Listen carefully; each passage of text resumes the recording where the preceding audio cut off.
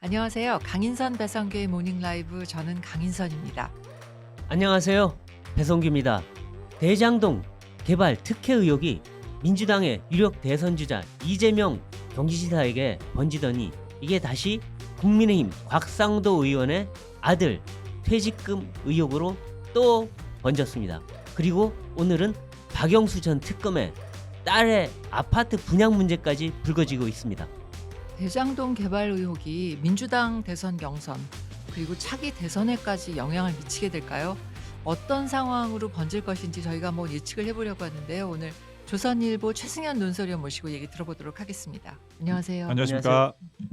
대장동 개발 의혹 때문에 정말 하루하루 매일매일 시끄러운 이야기들이 네. 새롭게 나오고 있는데 도대체 어떻게 하면 그런 화천대유 같은 회사에 취직을 할 수 있는 겁니까? 그 곽상도 의원의 아들이 퇴직금, 위로금 뭐 이런 거 합해서 50억 원 받았다고요? 한 6억 정도. 네. 그러니까 6년 정도 근무를 하고 50억 원을 받은 거죠. 그렇죠. 네. 이 본인이 화천대유 1호 사원이었다. 뭐 이런 네, 식으로 네, 이제 네. 밝혔는데 네. 2015년부터 2021년까지 6년 동안 일을 했고요. 그다음에 당초에는 5억 원의 퇴직금 계약을 했었다고 해요. 근데 그게 아마 작년쯤이었던 것 같고 퇴직금도 계약하고 하나요? 뭐 그런 식으로 했다고 어, 하더라고요. 성과급조로 줬다고 하더라고요. 네. 네. 근데 이제 올해 나오면서 그게 10배로 늘어나서 이제 이게 퇴직금뿐만 아니라 성과급 그다음에 뭐 이 병명을 밝혀도 되는지 모르겠는데 네, 네. 뭐 이 일을 하면서 본인 주장으로는 굉장히 뭐 어지러움증도 느끼고 네, 뭐 네.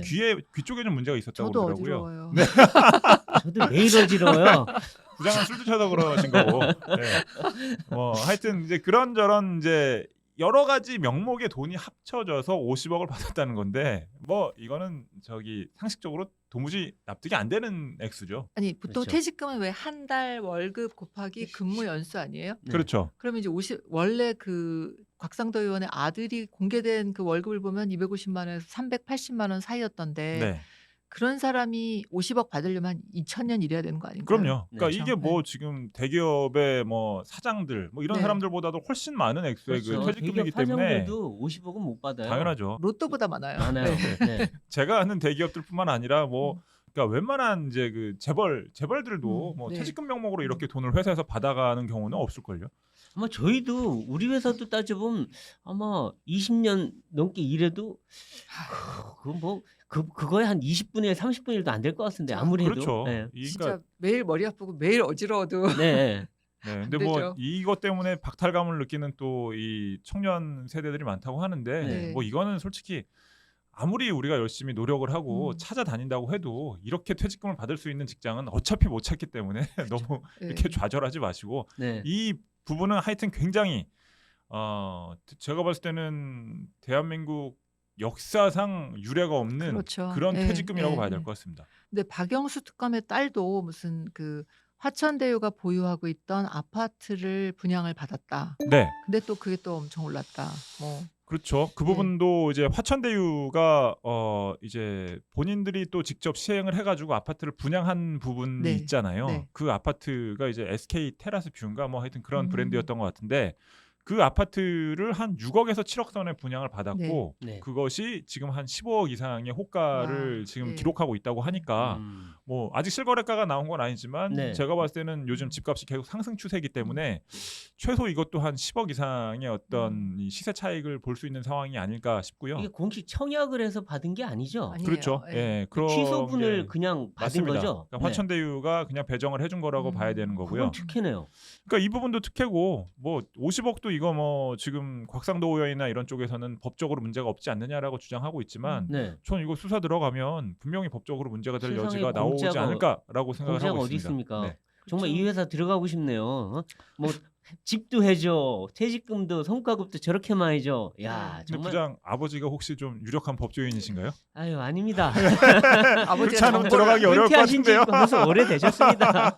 근데 지금 그 이제 그 50억 곽대리죠. 대리인이었다 그랬죠. 그러니까 네. 50억 원의 퇴직금을 받은 곽대리의 아버지인 곽상도 의원이 국민의힘을 탈당을 했는데 이제 네. 이것 때문에 너무 시끄러워지니까 근데 이게 그냥 탈당으로 마무리되는 거예요? 그렇진 않을 것 같은데. 뭐 사실 네. 국민의힘에서는 이 잦은 탈당 이런 식으로 나가는 것에 대해서 네. 좀 고민이 있었어요. 그래서 아. 아예 그냥 이제 제명 절차로 좀 더 당에서 주체적으로 그러니까 좀 더 적극적으로, 적극적으로. 나가는 예, 예. 모양새를 취하고 음. 싶었는데 곽상도 의원이 어저께 좀 일찌감치 선수를 쳐서 본인이 탈당계를 내버렸고 뭐 그러니까 뭐 본인이 탈당계를 냈으니까 네. 여기서 또 제명 절차를 밟는다는 거는 뭐 우스운 일이 되는 것이죠. 그러니까 네.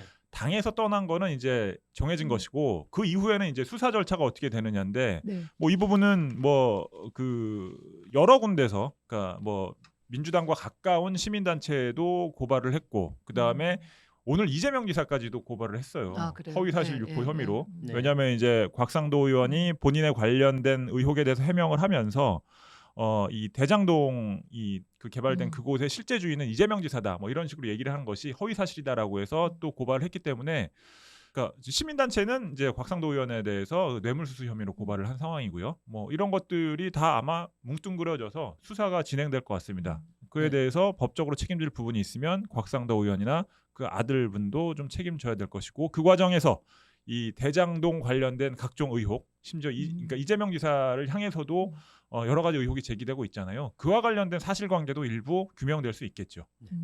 근데 지금 곽상도 의원 아들의 그 퇴직금, 성과급 이걸 보면 만일 곽상도 의원 아들만이 아니라 다른 모든 직원들한테도 이렇게 어마어마한 퇴직금과 성과급을 줬다면 뭐 그 회사가 정말 좋은 회사구나 하는데 그렇죠. 지금 보면 지난 6년간 퇴직한 화천대유 직원들의 퇴직금을 보면 2억 6천만 원밖에 안 돼. 총액이. 그렇죠. 총액이. 그리고 일부 퇴직금은 보면 200만 원, 300만 원 수준밖에 안 돼요. 네. 이건 그러면 선별적인 퇴직금과 성과급을 줬다는 건데 누구는 200만 원 주고 누구는 50억 주느냐. 결국은 이거 아빠 찬스 아니냐. 그렇죠. 이런 얘기가 나올 수밖에 없어요. 아, 그러니까 이게 참 그러니까 결국 그 아버지의 영향력에 따라서 그렇죠. 이 저 퇴직금이 배분된 거 아니냐. 근데 이제 이 퇴직금의 액수의 차이도 이게 도저히 뭐 상식의 수준을 그러니까요. 굉장히 뛰어넘는 이제 수준이잖아요. 네. 그러니까 지금 이제 곽상도 의원이나 그 아들이나 화천대유 측은 이게 뭐 회사가 엄청난 수익을 냈기 때문에 그에 따라서 퇴직금 뭐과 뭐 다 성과급 같이 이런 나눠줘야죠. 것들도 액수가 커졌다는 입장인데 근데 이게 뭐 똑같은 액수 내지는 그러니까 좀 차이가 있다고 하더라도 어느 정도 비슷한 그렇죠. 수준의 한 두세 배 액수란 정도 모르겠는데 몰라도. 이건 뭐 몇십억 대하고 뭐 몇백만 원은 너무 네. 큰 차이잖아요. 네. 근데 여기서 곽상도 의원하고 지금 화천대유 대표인 이성문 대표, 대주주인 김만배 씨, 이 사람이 다 성균관대 동문들이에요. 그러니까 그렇죠. 뭔가 이전부터 몇 번 만났다 그러더라고요. 그리고 실제 아들을 취업시키는데 주선한 사람도 곽 의원이에요. 그러니까 자기 아들한테 이 회사 가라 그랬고 맞습니다. 그 회사 가서 입사를 한 거예요. 네. 근데 그렇다고 보면 역시 아름아름으로 들어갔는데 단순히 아버지 백으로 취직만 한다는 게 아니라 50억을 벌었다면 이건 이 곽 의원이 뭔가를 해준 거 아니냐. 그냥 공짜로 앉아서 50억을 벌 수는 없잖아요. 우리가 평생 일해도 50억 어디 벌겠습니까? 근데 이게 곽 의원이 도대체 뭘 해준 거냐 이런 의혹이 들어요. 그렇죠. 뭔가요 도대체? 그거는 이제 수사를 통해서 밝혀야 될 부분이죠. 네. 근데 이 곽 의원이 사실 2013년에 청와대 민정수석을 했죠. 2015년엔 법률공단 이사장을 했어요. 그러면 이게 뭔가 관련성이 있는 뭔가 이 화천대유를 해줄 수 있는 직위에 있었던 건가요?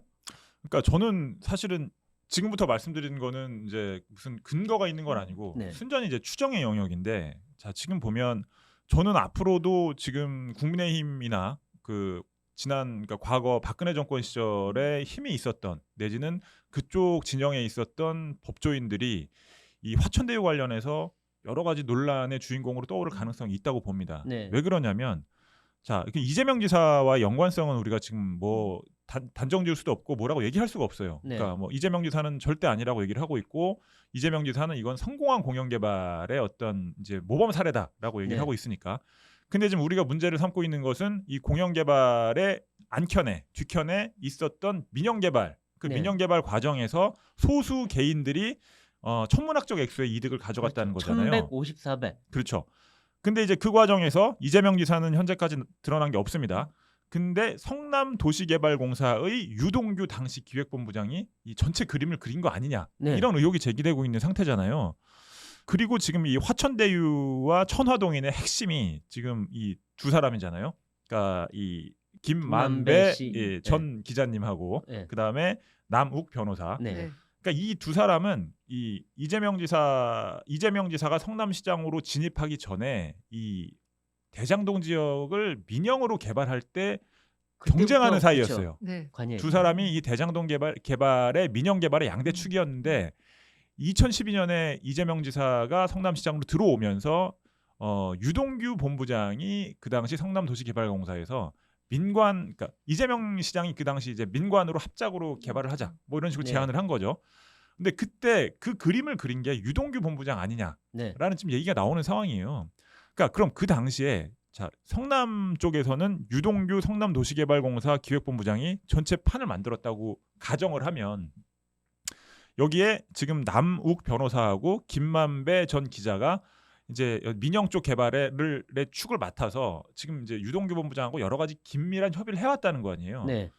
그렇다면 이제 이 과정에서 이 사람들이 뭔가 떳떳하지 않은 어떤 그런 것들이 있다면 거래가 있었을 수도 있다. 그렇다면 이제 중앙 정부의 어떤 이 감시나 수사 네. 같은 것들을 막아야 되는 입장이 네. 되겠죠. 아, 그럼 그 당시- 병풍이다. 그렇죠. 그 당시에는 그러면은 시기가 언제였냐? 박근혜 전 대통령 재임 시였단 말이에요. 네. 네. 그리고 탄핵이니 최순실이니 이런 논란이 생기기 전이었단 말이에요. 네. 이 사업이 시작된 게 2015년이었단 네. 말입니다. 그때는 박근혜 전 대통령 그 이제 이 임기가 한참 중반부로 네. 뭐 탄탄할 때였어요. 네. 네. 그러니까 2015년, 2016년 이 시기가 아주 중요한 시점이었는데 그 시기에 결국 이 사업이 시작되고 뭔가 이게 궤도에 올라가는 과정에서 이 사람들이 만약에 로비를 해야 됐다면 그 당연히 중앙 정부의 어떤 힘 있는 유력자들 또 법조인들 이런 사람들이겠죠. 그래서 지금 뭐 저희가 여기서 언급할 수는 없지만 이 화천대유의 로비로 의심될 수 있는 그런 어떤 이 작업들의 대상이 됐던 사람들이 지금 거론되는 사람들을 보면 대부분이 전 정권 사람들이에요. 네. 네. 네. 예, 그러니까 지금 이게 그렇기 때문에 결론적으로 정치적으로는 이게 상황이 굴러가면 굴러갈수록 이재명 지사한테도 부담은 되겠지만 왜냐하면 자기가 성남시장으로 재임할 때 벌어졌던 일이기 그건 때문에 핵심이에요. 예, 그 사람이 사업을 짠 거예요. 그렇죠. 네. 근데 또 로비 대상 아니었나는 의혹을 받고 있는 사람들이 네. 또 국민의힘 쪽 인사들이 또 그렇죠. 다수 있기 네, 때문에 네, 이게 네. 굉장히 지금 복잡한 상황으로 굴러가고 있다는 겁니다. 네. 시계를 그래서- 좀 돌려보면 그쪽에 겹치는 인물들이 많이 있을 그렇죠. 수밖에 없는 그러니까 거죠. 이게 예. 그렇죠. 양 두 가지 측면이 다 있는 겁니다. 네. 그래서 이제 곽상도 의원 아들 건이 나오니까 이재명 지사는 물론이고 여권, 그다음에 추미애, 그다음에 대통령 아들 문준용 씨까지 가세해서 지금 뭐 총 공세를 펴고 있어요. 지금 보니까 네. 그동안 수세했는데 다시 공세로 바꾸자 이런 기류겠죠? 그렇죠. 곽상도 의원의 아들이 50억을 받은 거는 이게 좀 숫자가 좀 충격적이고 네. 그렇죠. 그다음에 이게 또 청년 세대들한테 주는 박탈감이 엄청 크거든요. 네. 게다가 이렇게 어떤 정치인 관련해서 구체적인 액수가 딱 나온 게 처음이에요. 네. 그렇기 때문에 이 사안은 사실은 본질은 성남시가 그러니까 이재명 경기지사가 성남시장으로 재임할 때 어떻게 해서 이런 비정상적인 사업이 진행이 됐느냐 네. 이 구조를 밝혀야 되는 것인데 지금 이제 곽상도 의원 아들이 50억을 받은 사실이 밝혀지면서 일단 화천대유 쪽이 뭔가 로비와 비슷한 어떤 작업을 하면서 거액이 또 그 야당 의원 쪽으로 흘러간 것이 지금 드러난 것이잖아요. 그렇기 때문에 지금 여당은 어떻게 보면 그 본인들 관련됐을 수 있는 본질에 대한 어떤 수사 내지는 이게 대한 의혹의 눈초리를 막기 위해서 네. 잘 걸렸다 싶은 거죠. 그렇죠. 곽상도 의원 아들이 50억을 받은 건 여기에 엄청난 화력을 집중하고 있는 것인데 뭐 사건의 본질은 이제 거듭 말씀드리지만 성남시에서 어떻게 이런 식으로 소수의 그러니까 이건 기업도 아니고 그냥 한 개인들 한 네, 7-8명한테 그렇죠. 네. 어떻게 이렇게 수천억의 돈들이- 말도 안 되는 이 액수의 어떤 이득이 흘러갈 수 있는 구조의 사업이 진행될 수 있었느냐 이 부분인데 저는 하여튼 이 곽상도 의원 이 부분 굉장히 큰 문제고 검찰이 수사를 잘해야 된다고 생각하지만 이 사업의 본질에 대한 수사 또 언론의 추적 보도 네. 이런 부분이 계속 진행이 돼야 된다고 봅니다. 네, 그래서 지금 이 야당에서 특검으로 가자 하고 있는데 이 민주당과 이지사 쪽은 특검 필요 없다 반대를 하고 있어요. 그래서 근데 보면 지금 공수처는 우리 수사 대상이 아니라 그랬어요. 네. 경찰은 5개월 동안 FIU한테 수상한 자금 흐름이 있다고 수사 자료까지 받아놓고 안 하다가 오늘에서야 김만배 씨를 소환했단 말이에요. 네. 그러고서도 이 지사 쪽은 수사 대상이 아니다라고 얘기하고 있고 그다음에 검찰은 고발이 갔는데 아직 압수수색이고 뭐고 아무것도 안 하고 있어요. 결국 그럼 뭐냐? 수사할 사람이 없어요. 지금 어떻게 보면 일단 미적거리다 끝나는 거 아니냐? 뭐 어떻게 보면 격까지 치다 끝나는 거 아니냐? 이런 그 우려도 나오는데 특검은 될 가능성이 없는 건가요?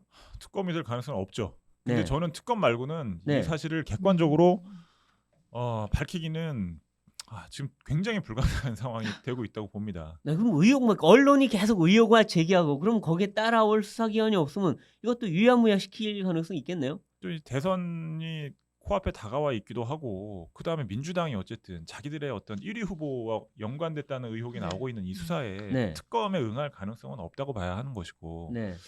그렇지만 지금 현재의 검경 공수처를 믿을 수 있느냐 이 사람들의 객관적 수사 저는 못 믿겠습니다. 그 선별적으로 흘려버리면 그렇죠. 이게 또 야당에 불리한 부분만 계속 이제 수사를 해서 네. 야당 그 뭐 곽상도 의원 비슷한 건들을 또 어떻게든 찾아서 또 흘려버리면 결국에는 이 대선 과정에서는 야당의 악재가 될 수밖에 없는 상황이에요. 네. 그러니까 사실은 이게 국민 여론이 굉장히 들불처럼 일어나서 이게 특검을 여당이 받지 않을 수 없는 상황을 만들어야 되는데 아시다시피 대선을 앞두고는 그 국민들이 여야 지지층에 따라서 그렇죠. 확 갈려버리잖아요. 그러니까 이게 보편적인 어떤 국민들의 분노가 일어나기가 정치적으로 쉽지가 않은 상황이 이게 또 하나의 걸림돌인 것이죠. 그래서 저는 뭐 상식적이고 보편적인 양심이 통하는 사회라면 네. 이 부분은 특검하고 국정조사도 해야 된다고 생각하는데 민주당이 정치적 어떤 이 득실을 따졌을 때 이 특검이나 국정조사를 받아들일 가능성은 없고 현 정권 들어서의 검경 그 수사기관들의 행태를 봤을 때 이 수사를 여야의 어떤 정치적 이해관계 고려 없이 객관적으로 공정하게 하겠느냐 그럴 네. 가능성도 매우 낮아 보이기 때문에 뭐 앞으로 어떻게 될지 참 뭐 우려스럽다는 근데 말씀밖에 드릴 게 없네요. 그렇다 해도 상황이 이런 때 그냥 지나갈 수 있을까요? 글쎄요. 그렇죠. 그러니까 결국에는 뭐 언론이 또 열심히 취재를 해서 결국 그래야 예. 되나요? 아니, 그럴 수밖에 언론중재법 없습니다. 오늘 혹시나 통과되면은 뭐 언론도 재갈 물려지는 거 아니에요? 뭐 그렇다고 해도 이제 그 발효는 뭐 대선 이후라고 하니까 네. 대선 시간이 좀 대선 있어요. 전까지 마지막 불꽃을 태워야죠. 네, 네.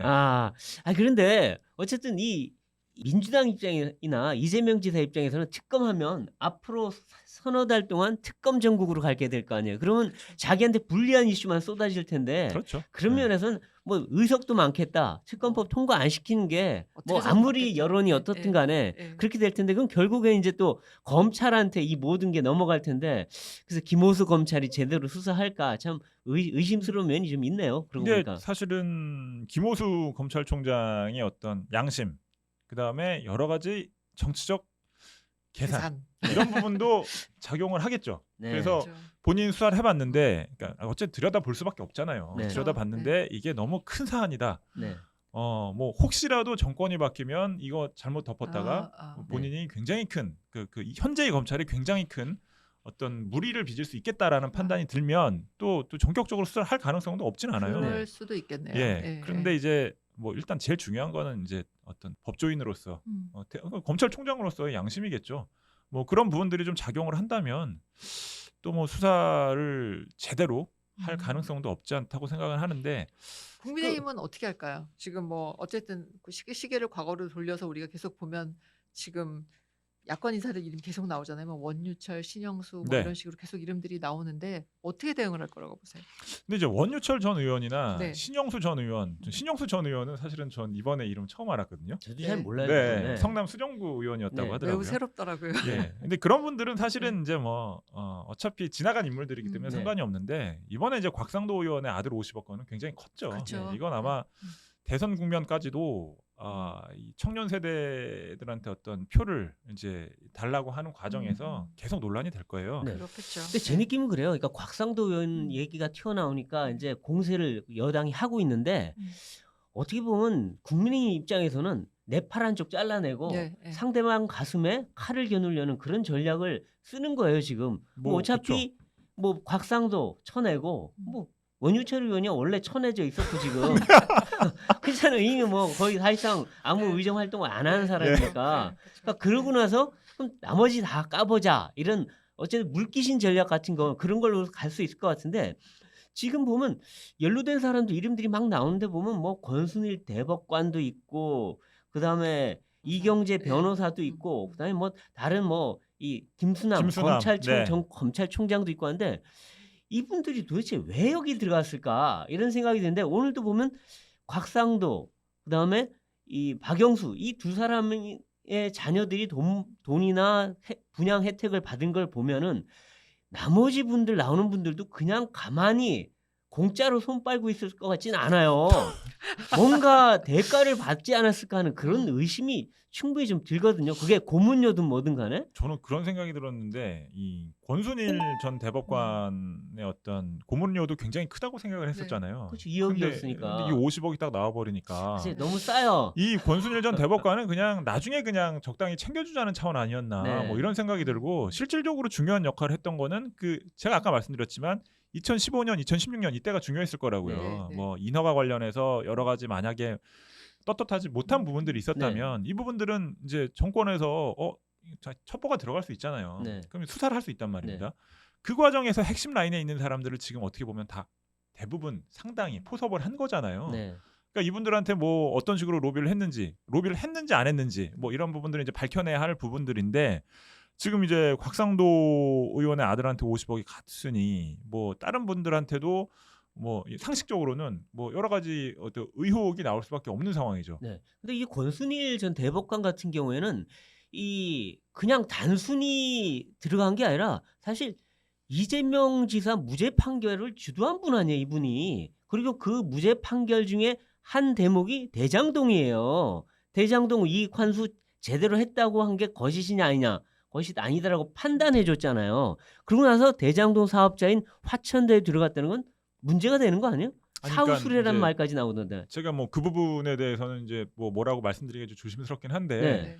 어쨌든 화천대유 쪽에서 애당초에 어떤 로비 대상으로 삼았던 분 같지는 않다라는 말이에요. 네. 제가 말씀드렸다시피 권순일 전 대법관은 나중에 좀 이렇게 뭔가 관리하는 차원이 아니었나. 그러니까 네.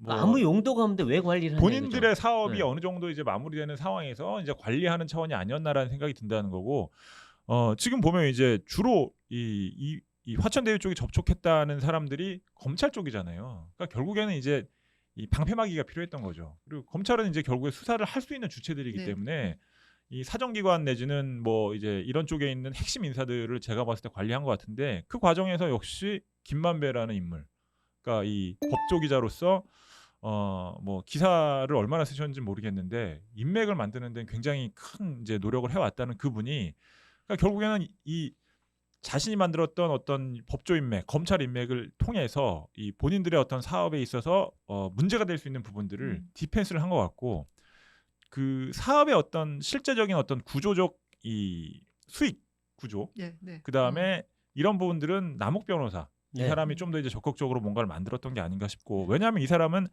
이 2010년 전후에서 그 판교 프로젝트 금융투자라는 회사를 만들어가지고 네. 이미 그 지역에서 이게 2010년부터 한 1, 2년 동안 이 대장동 지역을 그냥 아예 민영 개발로 할 수 있었던 시기가 있었어요.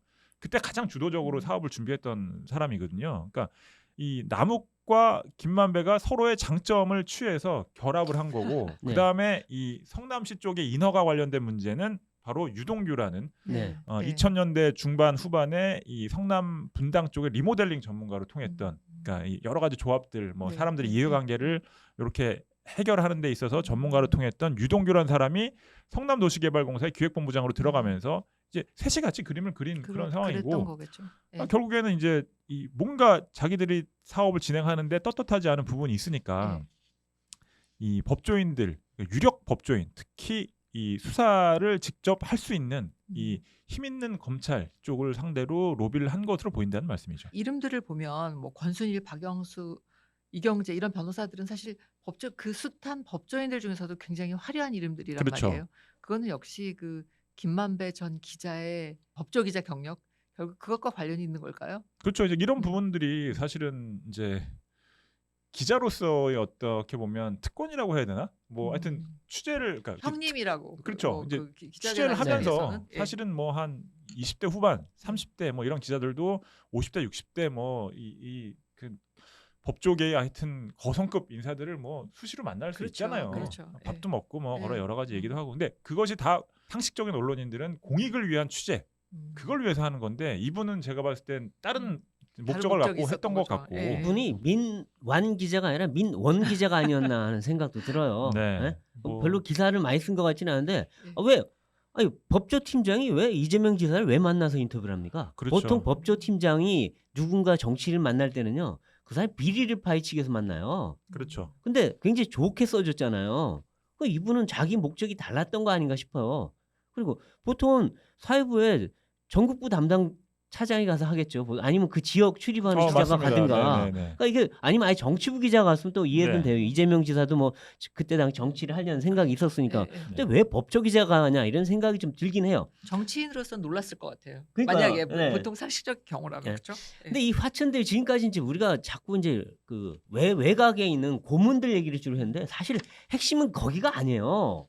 이 화천대유의 사업 구조라고요. 사업 구조. 그렇죠. 근데 이 화천대유가 보면 800만 원 넣어가지고 100억 받는 1150, 300구조. 그다음에 1000몇백만 원 넣어가지고 1007억 받는 구조. 이 정말 황당한 구조잖아요. 천재적인 네. 구조. 천재적인 구조죠. 어떻게 이런 조그만 돈 넣고 이렇게 1억 청구를 받습니까? 근데 그거를 만들어 줬잖아요, 지금. 그렇죠. 네. 그 핵심에 유동규라는 사람이 있다고 지금 얘기들이 곳곳에서 나와요. 네. 그러니까 지금 오늘도 보면 이 그 후임으로 왔던 그 사장 이 전원이긴 하지만 국민의힘 의원을 통한 네. 이거 분명히 문제된다. 검찰 조사 받겠다. 그러니까 만나지 말라. 조심하라. 이런 얘기를 했다는 거고 당시 그 직원들도 자꾸 유동규 본부장이 모든 그 이익구조 잘못됐다 해도 그걸 다 묵살하고 밀어붙였다는 거 아니에요. 그렇죠. 보통 이렇게 안 하잖아요. 공영개발인데 그러니까 지금 이제 왜 이랬을까 이거죠. 이 참 뭐 국민의힘의 박수영 의원이 2015년 7월에 이제 이 취임을 한 성남도시개발공사 사장으로 취임을 한 황호양 전 사장을 만나서 면담한 이제 기록을 공개를 했어요. 네. 근데 이제 기록을 이제 박수영 의원이 본인이 이제 직접 적은 거다 보니까 이 황호양 전 사장은 이제 보도가 나가고 나서 자기는 뭐 박수영 의원하고 그런 얘기를 한 적이 없다라고 지금 또 부인하고 있긴 한데 저는 뭐 그래도 헌법기관인 국회의원이 언론에 대고 거짓말했을 것 같지는 않기 때문에 만난 건 맞는 거고. 박수영 의원의 어떤 이제 면담 기록을 기준으로 말씀을 드리면 황호양 전 사장이 박수영 의원을 만나서 이렇게 얘기를 했다는 거예요. 나중에 검찰 잡혀가도 괜찮도록 자기가 성남도시개발공사 사장을 하면서 성남 애들이나 화천대유 쪽 사람들을 전혀 안 만났다는 겁니다. 네. 그러니까 성남도시개발공사가 이 대장동 개발의 주관 회사예요. 네. 네. 그리고 공개 입찰을 해가지고 그 화천대유를 우선 협상 대상자로 선정한 주체란 말이에요. 물론 이제 황호양 전 사장은 2015년 7월에 들어왔기 때문에 요 우선 협상 대상자로 결정된 건 2015년 3월이기 때문에 뭐 요 과정에 이 공개 입찰 과정 당시에는 사장은 아니었으나 네. 그 이후에 어쨌든 화천대유가 이 모든 사업을 다 이끌고 왔기 때문에 네. 당연히 성남도시개발공사 사장이라면 성남애들이나 화천대유 쪽 사람들 만나야죠. 근데 네. 안 만났다고 얘기를 했다는 거예요. 네. 박수영 의원의 주장은. 그리고 이 직원들한테도 이 대장동 이거 수사받을 것 같으니까 니네들 조심해라라고 얘기를 했다는 거니까 이것이 지금 유동규 기획본부장은 분명히 황호양 사장의 휘하에 있었던 사람이거든요. 근데 유동규 본부장이 이거를 다 지휘를 하고 당시 사장은 손을 떼고 있었다. 네, 네. 이거 그렇죠. 자체가 이상하죠. 굉장히 이상한 네, 거죠. 네. 네. 그리고 이 유동규 본부장이 왜 이랬을까도 보통 공직자면 누구한테 이렇게 특혜가 가는 게 신부진에서 이거 안 됩니다 올라오면 그렇죠. 그걸 반영하잖아요. 그럼에도 불구하고 묵살했다고 하면 이거야말로 뭔가 커넥션이 있는 거 아니냐 이런 합리적 의심이 들 수밖에 없어요. 그 의도도 이상하거니와 그다음에 이 유동규 본부장이 이 퇴직하기 직전에 자기랑 같이 있었던 남욱과 친했던 변호사를 이 통해서 회사를 차렸다는 거 아니에요 지금 부동산 그렇죠. 개발 회사를 예. 그리고 차렸다는 이 사람은 또 원래 성남도시개발공사 직원이 아니라 일종의 특채식으로 해서 들어가서 그 사업을 거의 주물렀던 사람이고 그렇죠. 그 사람이 나와서 또 유원이라는 이름으로 그러니까 유 본부장의 별칭을 따서 회사까지 만들었다. 차명회사 같은데 이것도 뭔가 냄새가 좀 이상해요. 최소한 이 유동규 전 본부장에 대해서는 배임 혐의로는 수사는 제대로 이루어져야 될 것 같고요. 그러니까요. 그리고 이 사건, 그러니까 이 사안은 기본적으로 이 성남 도시개발공사가 들어와서 그 대장동 쪽의 땅을 싸게 매입을 했잖아요. 네. 그리고 인허가 관련된 각종 어려움도 다 해결을 해줬어요. 당연하죠. 그렇죠. 네. 그러면서 이 기업들이 아니라 일부 개인들, 그러니까 10명도 안 되는 개인들한테 엄청나게 큰 이득이 가게 몰아줬다라는 네. 이게 지금 그렇죠. 그렇죠. 명확한 네, 이제 네. 드러난 팩트고, 그럼 그 과정에서 이 개인들에게 괜히 무엇 때문에 이 이득을 그러니까요. 몰아줬겠느냐, 네. 이게 지금 의문스러운 거잖아요. 네. 근데 그 과정에서 핵심적인 역할을 한 것이 유동규 본부장이기 때문에 네. 유동규 본부장을 수사를 제대로 해야 된다는 것이고, 그다음에 유동규 본부장이 이런 식으로 한 7, 8명의 개인들에게 수천 배의 이득을 몰아주는 이 사업 구조를 만들지 않았다면 이 이득은 지금 이재명 지사가 얘기하는 것보다 훨씬 더 큰 액수로 성남 시민들에게 돌아올 수 있었다라는 그렇겠죠. 거예요. 네. 그리고 개인들이 아니라 이 일반 기업들이 만약에 이 사업을 하게 됐다. 그러면 기업은 일단 주주들이 있지 않습니까? 주식회사들이니까. 그렇죠. 네. 그럼 그 기업들이 그러니까 기업들에게 돌아간 이익 자체가 어느 정도는 또 다시 사회로 환원이 되는 네. 거란 말이에요. 근데 이거는 철저하게 7, 8명의 개인들에게 수익이 돈벼락을 돌아갔기 안겼어요. 때문에 돈벼락을. 이거는 아주 최악의 어떤 네. 사업 구조라고 봐야겠죠. 네. 그리고 여기서 되게 웃기는 게 김만배 씨랑 그 화천대유 대표가 작년 이 총선 있었던 시기죠. 수천만 원씩 현금을 인출해서 그 액수가 수십억에 달한다. 그래서 하도 너무 많이 현금을 인출해갖고 은행 직원이 항의까지 했다고 하고 그게 FIO에 걸린 거 아니에요. 지금 그렇죠. 너무 네. 큰 현금을 계속 빼가니까. 네. 근데 우리가 보통 이런 현금 빼감은 이게 바로 비자금이자 로비 자금으로 될 가능성이 굉장히 크거든요. 우리 뭐 네. 검찰 기자나 이거 다 해봤지만 현금 뽑아내는 사람들은 대부분이 그게 검은 돈으로 갈 가능성이 높아요. 근데 아주 왜 덩치 큰 이랬을까요? 현금. 예, 네, 그것도 네. 엄청난 네. 액수에 네. 이 돈이 도대체 어디로 갔을까 궁금합니다. 그렇죠. 뭐 부장 말씀에 저도 뭐 네. 같은 의구심을 갖고 있고요. 네. 근데 이 곽상도 의원 아들한테 50억을 안겨준 걸 보면 이분들이 뭔가 좀 굉장히 과감한 스타일로 일을 했던 것 스케일이 같아요. 커요. 저요 1150, 300원을 과감해요. 그 중에 100배는 떼줘요. 아니 그러니까 이제 이게 법적 논란의 여지 내지는 뭔가 좀 은밀하게 해야겠다 이런 어떤 스스로의 어떤 조심하는 뭐 이런- 센서십조차도 굉장히 좀 무너진 상태가 아니었나라는 생각이 드는 왜냐면 게 이게 그 공개된 기업이 아니라 완전한 사기업이고 그렇죠. 이게 문제될 거라고 생각을 안 했을 거예요. 그런 것 그러니까 같아요. 저렇게 했을 거예요. 지금 아마 그랬다면 절대 안 하겠죠. 그렇게. 그렇죠. 그러니까 네. 당연히 지금 말씀하신 그 부분 은행에서 몇 천만 원씩 찾아간 부분도 뭐 최소한 경찰에서 이 돈이 어디로 흘러가는지는 그 확인을 해야 될 거 아니에요. 그러니까요. 그걸 네. 안 했단 말이에요. 해야죠 이제. 시장 상인들도 현금 뽑을 때 몇백만 원 뽑기 힘들어요. 그거 다 신고하게 돼 있잖아요. 그러니까요. 일정액 수 아니 그럼 그 넘어가면. 일반 예. 시민들 지금 집 살 때마다 집 그 자금 어디서 그 조달했는지 출처 맞아요. 조사하는 정부에서 그러니까요. 지금 이렇게 말도 안 되는 이 로비에 썼을지도 모르는 자금들이 어디로 갔는지 이것조차 조사를 안 하고 있다는 게 말이 됩니까? 그리고 지금 관계자들이 속속 사라지고 있어요. 자, 남욱 변호사 미국 미국 갔죠? 갔어요. 남욱 그렇죠. 변호사 부인 먼저 기자 관두고 미국 갔죠? 먼저 샌디에고인가 뭐 샌디에고. 그쪽으로 갔다고 그러던데요. 그리고 또 네. 다른 기후가 머니 좋습니다. 네. 거기. 투데이 같이 있었던 기자분 한 분 퇴직하고 사라지셨죠? 그렇죠. 그다음에 유동규 본부장 지금 연락도 잘 안 되죠? 근데 경찰, 검찰 수사 아무도 안 해요. 지금 공수처도.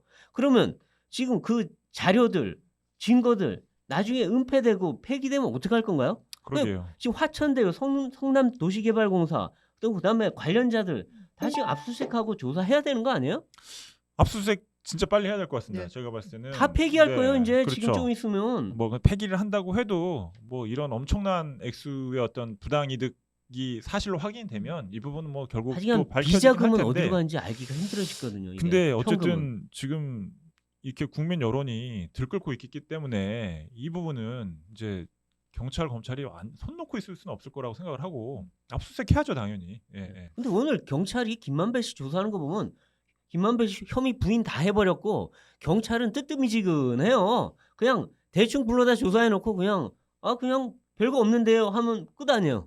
그런 식으로 지나가기에는 네. 지금 이 수천 배 이득을 본 사람들이나 네. 그 이제 뭐 언론인 출신 뭐 누구 뭐 그러니까 김만배 씨나 남욱 변호사 같은 경우에는 이 사업을 어쨌든 처음부터 기획한 사람들이니까 네. 그렇다 쳐도 그 주변에서 그 김만배 씨의 같은 회사 후배 언론인이란 이유로 네. 800만 원 넣어서 100억을 받았던가요? 뭐 그분이 121억을 받았더라고요. 121억을 받았던가요? 뭐 이런 부분들. 그다음에 곽상도 의원 안 아들 혀지죠, 그런 숫자가. 곽상도 의원의 아들 50억. 뭐 이게 사실은 화천대유 블루란 말까지 나와요. 그러니까요. 화천대유 우울증 네, 이런 것 네. 때문에 국민들이 어떻게 보면 전 사회가 약간 이 신경증 비슷한 네. 노이로제에 그렇죠. 걸린 상황이기 그렇죠. 때문에 이거 아마 경찰이나 검찰이 수사 손 놓고 있으면 이거 자체가 아마 굉장한 큰 정치적 리스크가 될 거예요. 수사를 어느 정도 좀 적극적으로 하는 모습을 보여줄 수밖에 없는 상황이라고 생각합니다.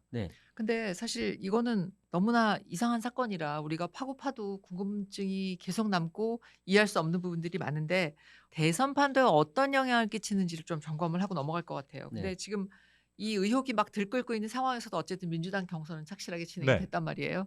그런데 전남에서는 이낙연 대표가 이겼지만 그렇지만 이제 전북에서는 다시 이제 이재명 지사가 네. 승리를 하는 결과가 나왔는데 영향이 없었던 걸까요? 어떨까요? 영향이 있긴 있었으나 네. 제한적이었다고 봐야겠죠. 네. 네. 뭐 어차피 전남 쪽은 이제 전남 광주 쪽은 그 이낙연 지사의 정치적 그 그쵸. 뭐 안방이기 때문에 네.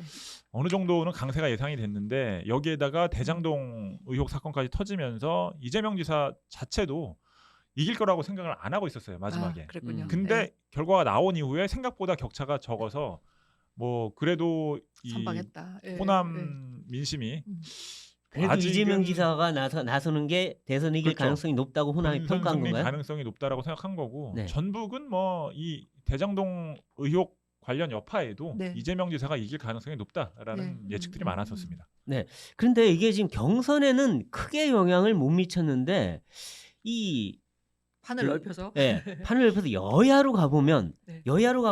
지금 그 여야 대선 주자들 전체를 놓고 한 조사를 보면 일부 조사에서 윤석열 총장이 다시 역전을 시켰어요. 1등으로 네. 다시 올라간 조사가 나오고 또 특히 눈에 띄는 게 양자 대결 조사인데 양자 대결 조사에서는 윤석열 전 총장이 이재명 지사 이길 뿐만 아니라 오차 범위를 넘어서 그다음에 그 홍준표 후보까지도 이재명 지사를 오차 범위 내에서 이기는 조사 결과가 최근 하루 이틀 사이에 막 나오고 있어요. 그러니까 네. 이거는 여야 구도에서는 특히 중도층에서는 이게 영향을 미치고 있다. 이렇게 봐도 되나요?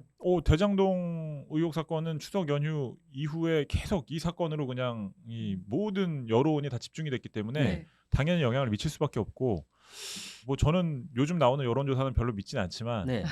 그럼에도 불구하고 어쨌든 그 결과들을 보면 추이 자체는 이재명 지사가 대장동 의혹 사건에 어떤 영향을 받고 조금 이제 지지율이 빠지는 추세인 건 맞죠. 그리고 그 이득을 어떻게 보면 윤석열 전 총장도 그 좀 받고 있지만 네. 그 홍준표 전 대표의 어떤 3위를 계속 유지를 하고 네. 있는데 그 숫자가 점점 높아지고 있는 이런 네. 부분도 좀 주목해야 될 부분인 것 같습니다. 공수처가 뭔가 나설까요? 어떻게 보세요? 공수처는 이미 그러니까 이재명 지사가 수사 대상이 될 수 없다라고 얘기를 네, 했는데 네. 그 당시 대장동 의혹 사건의 어떤 핵심 포인트가 되는 그 시점에 성남시장이었기 때문에 네, 기초자치단체장은 음. 이제 공수처의 수사 대상이 아니다. 그런 라는 식으로. 것이죠. 예. 그래서 뭐 저는 공수처가 이 역량도 그렇고 아직 뭐 아예 제대로 안 나서는 게 나을 것 같아요. 예, 저기 나서면 또 또- 뭉개다가 한 예. 6개월 뭉개다가 끝낼 것 같아요. 고발사주 의혹 사건도 뭐 공수처가 그치, 손댔다가 뭐- 지금 뭐 어떻게 됐는지 알 수가 없는 상황인데 공수처로 가면 모든 네. 사건이 형해화됩니다. 그렇죠. 맞습니다. 흐지부지. 네, 네, 그리고 네. 갑자기 뭐 의전 논란이 나오고 그렇죠. 이상하게 가요. 아니, 맞아요. 사실은 수사는 제가 봤을 때는 뭐 아무리 여러 가지 뭐 편파성 또 뭐 여러 가지 뭐 논란들이 있지만 아직은 검찰이 네. 좀 더 제대로 하는 게 아닌가라는 생각이 경찰로 드네요. 가면 특혜 논란이 나오고요. 아주 이상해져요. 드루킹 때 경찰이 그 얼마나 다 뭉갰습니까? 뭉갰잖아요. 예, 하나도 예. 안 밝혀내고 그렇죠. 압수수색도 제대로 안 해갖고 맞습니다. 나중에 쓰레기더미에서 자료가 나왔잖아요. 그런 경찰이 어디 있습니까 세상에. 근데 확실히 검찰은 그래도 이 뭐 검찰 수뇌부가 어떤 정치적 판단을 할지 몰라도 네. 일선 검사들 중에서 상당수가 어떤 검사라는 직업에 대한 자부심, 그 다음에 이 잘못된 일에 대해서는 단죄를 해야 된다. 그다음 사실관계는 명확하게 밝혀야 된다라는 어떤 직업 윤리를 갖고 있는 분들이 많이 있기 때문에 네. 그 일선 검사들이 이 현 정권의 의지나 검찰 수뇌부의 어떤 의도와 다르게 부딪히면서 충돌을 해가면서 뭔가 밝혀낸 것들이 많잖아요. 네. 사실 윤석열 전 총장이 이렇게 대선 주자로 뜬 것도 그렇죠. 그 검사로서의 어떤 본분에 충실했던 그런 네. 어떤 과거 때문인데 저는 아직도 현장에 그런 검사분들이 많다고 생각하거든요. 네. 검사들은 많은데요. 수뇌부에 별로 없는 것 같아요. 그렇죠. 그분들한테 이제 그게 수사가 문제죠. 배당이 되느냐 이게 네. 문제인데 뭐 이 배당이 된 검사분들의 양심과 네. 직업 윤리를 믿는 수밖에 없을 것 같습니다. 글쎄요. 뭐 특검도 이렇게 민주당하고 이 지사가 안 한다 그러면 그냥 밀어붙이기가 참 쉽지 않을 것 같고 어쨌든 지금은 일부 검사와 언론의 역할을 계속 봐야 될 것 같긴 하네요. 언론에서 그렇죠. 뭔가 새로운 의혹이 계속 나오긴 하니까요. 아니 언론 입장에서도 언론은 이건 당연한 일입니다. 네. 당연히 뭔가 이 의혹에 대해서는 사실을 밝히기 위해서 언론은 계속 뛰어다닐 텐데 저는 진짜 이 사건을 배당받게 될 네. 검사분들의 네. 어떤 역사에 대한 어떤 책임감 네. 이런 것들이 좀 있어야 된다고 생각을 네. 해요. 거기에 우리가 기대할 수밖에 없는 그럼요. 상황인가요 지금? 네, 어쩔 수 없습니다. 그리고 이재명 지사가 좀 뭐 마지막으로 하나 짚고 싶은 게 처음에 이게 가장 모범적인 공공환수 사업이라고 얼마나 난리를 치고 언론을 그렇죠. 욕하고 그랬는데 이게 지금 아무리 봐도 가장 모범적인 공공환수 사업이 아니잖아요. 그러니까 본인도 나중에 한참 지나서야 이틀 전인가요? 그때서야 유감이다. 공공환수를 제대로 다 못한 것 같다. 이렇게 약간 사과 아닌 사과를 했는데 이사 지금 입장은 뭔가요? 이 지사 쪽은 지금은 이제 곽상도 의원에 대한 공세에 집중하고 있는 상황인데 근데 이제 이 지사도 이 정치적으로 굉장히 예민한 사람이잖아요. 네. 알고 있어요. 한 7, 8명에 불과한 사람들이 수천억 원의 돈을 가져간 이것 때문에 국민들이 단체 집단적으로 뭔가 우울증에 빠져 있고 네. 그것이 결국에는 거대한 분노로 분출될 수밖에 없다라는 부분을 알고 있거든요. 네. 그래서 일단 그 부분에 대해서는 자기 책임은 없지만 그 부분에 대해서는 뭔가 좀 불찰이 있었다라고 네. 얘기를 하고 있는 것이죠. 그러니까 이재명 지사는 일단 그러니까 성남시에 돌아갈 이득을 먼저 보장을 한 상태의 어떤 사업이었기 때문에 본인이 어떤 모범적으로 이 사업을 진행시켰다라고 하는 것인데 문제는 성남시로 돌아간 이득을 제외한 나머지 이득, 그러니까 성남시로 돌아간 것보다 훨씬 큰 액수의 이득이 네. 7, 8명의 개인에게 돌아갔다는 게 문제잖아요. 그렇죠. 맞아요. 그러니까 이 부분이 결국에는 검찰 수사를 통해서 규명이 돼야 되는데 아마 이재명 지사는 계속 이런 부분에 대해서는 뭔가 계속 논점을 흐리고 이 네. 부분을 언급을 안 하면서 본인이 그 성남시로 귀속한 이득만 계속 강조를 할 그렇죠. 텐데 네, 네. 국민들은 지금 이 성남시로 돌아간 이득을 보는 게 아니라 그렇죠. 7, 8명에 간 수천억의 돈을 지금 보고 있거든요. 그렇죠. 6,300억이 넘어요. 네. 그렇죠. 거기다 위례신도시 그것도 다 성남시 건데 그렇죠. 거기서도 똑같은 행태로 이루어졌다는 거 아니에요. 다만 액수가 적었을 뿐이라는 거죠. 그러니까 다 이렇게 몇 명한테 네. 그렇죠. 이런 펀드식으로 했는데 네. 이런 거는 그 치적을 자랑할 게 아니라 다시 한번 잘못이 없었는지 돌아볼 필요가 있는 것 같아요. 그렇죠. 예, 당시의 성남시장으로서 그 과정을 좀 다시 점검을 하고 네. 잘못된 부분이 있다면 그 부분에 대해서는 뭐 깨끗하게 사과하는 게 방법일 수도 있습니다. 네. 대장동 개발 의혹 그리고 곽대리의 퇴직금 50억 원 아주 화려한 법조인들로 구성된 고문단 그 뒤에는 정말 뭐가 있을까요? 진실이 정말 궁금해지는데요.